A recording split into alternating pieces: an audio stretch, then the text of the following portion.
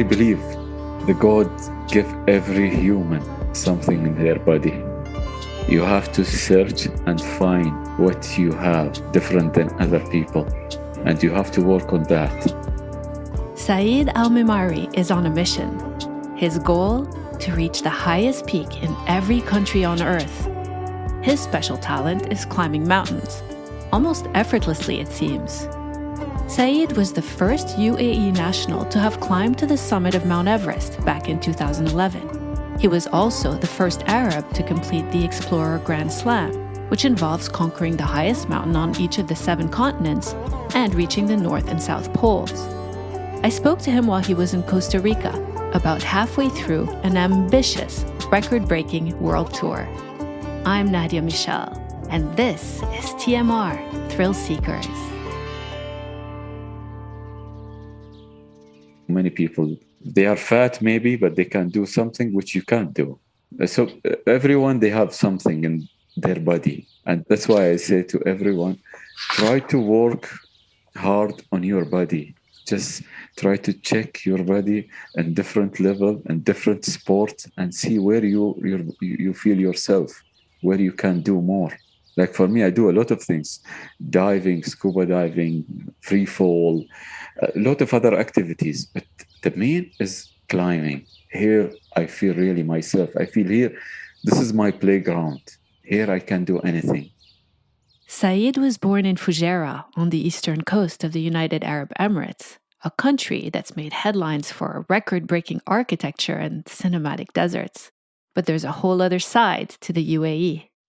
70% of the Emirates is mountain. So between the mountain and the sea, this is where my house was. The front door, you open it on the sea, the rear door on the mountain. The Emirate of Fujairah is not as well known as the Emirate of Dubai, the UAE's most populated area. That's because the ruler of Dubai, Sheikh Mohammed bin Rashid Al Maktoum, has overseen the transformation of the emirate into a top business and tourism destination, the Dubai we know today. In 1971, when the UAE gained independence from the UK, Sheikh Mohammed became heavily involved in his father's plan to diversify the economy. That was a turning point for this remote part of the world. In 2008, the Emirate unveiled the world's tallest building, the Burj Khalifa, also the Dubai Mall, which was then the world's largest shopping center by total land area, and the Dubai Metro. Since then, Dubai has become home to the highest tennis court in the world, an indoor ski resort, and since 2021, Dive Dubai, the world's deepest diving pool. Today, more than 95% of Dubai's gross domestic product is non-oil based, with tourism contributing 20%. The UAE has a grand vision, so it's no surprise that when Saeed proposed his ambitious Peak for Peace project to the Crown Prince of Fujairah, His Highness Sheikh Mohammed bin Hamad Al Sharqi was happy to oblige.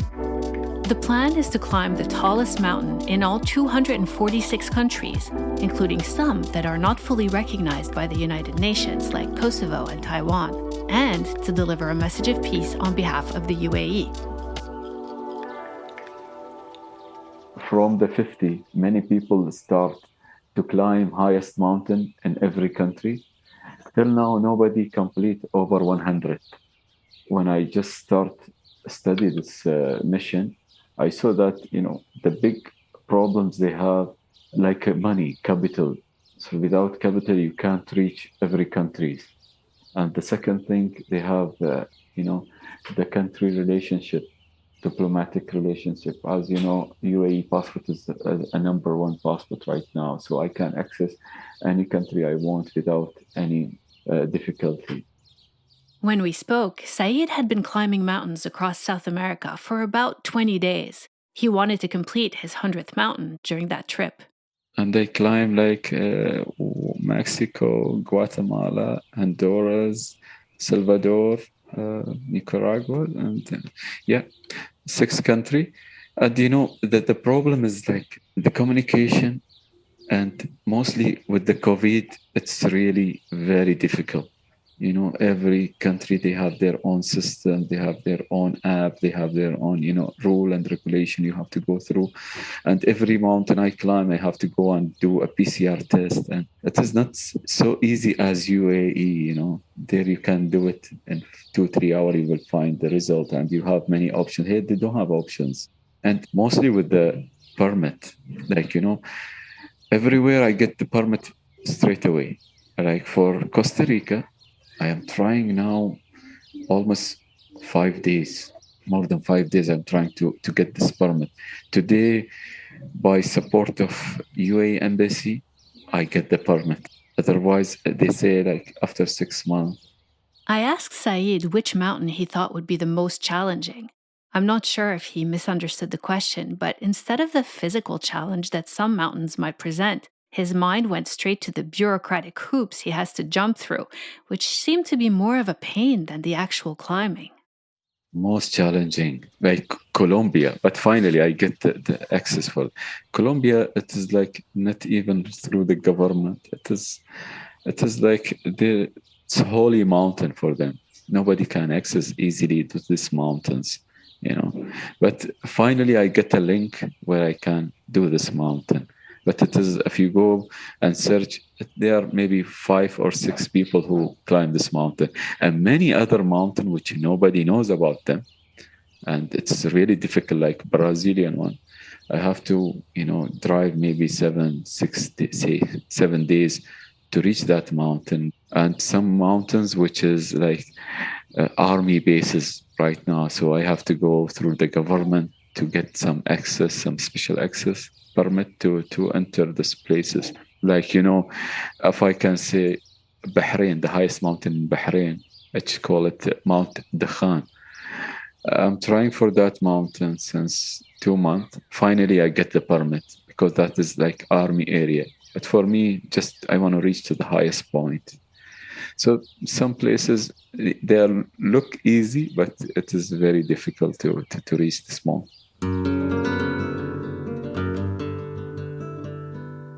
The highest peak in Colombia is called Pico Cristobal Colón, and it's about 5,730 meters high.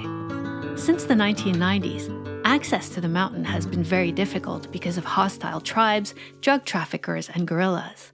But on the day we spoke, Saeed was in Costa Rica, getting ready to climb Mount Chirripó, meaning Land of Eternal Waters.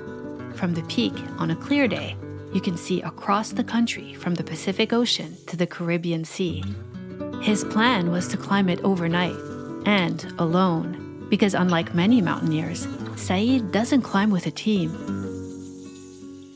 Solo, just like today also, I will start 11 o'clock. I am on my own in this mountain. But I know that I have a map, and just I use the map and to the summit. I have a small knife and hiking stick, because there's some animals in these mountains. Even in Honduras, they say, there will be tigers, and some other. They say, don't call God with me, and then just keep going. So till now, I didn't get any attack by animals. When I went to North Pole, I have a gun and pistol. Saeed also carries a satellite phone and a Garmin device that will send a rescue team at the press of a button. The program is for 2 days, but I'm going to do in one push.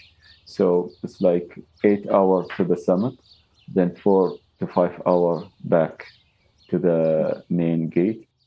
Once he completes the project, Saeed will publish a book that'll include every mountain he climbed and messages of peace that he collected from the people he encountered. That book will then be sent to the leader of each of the 246 countries.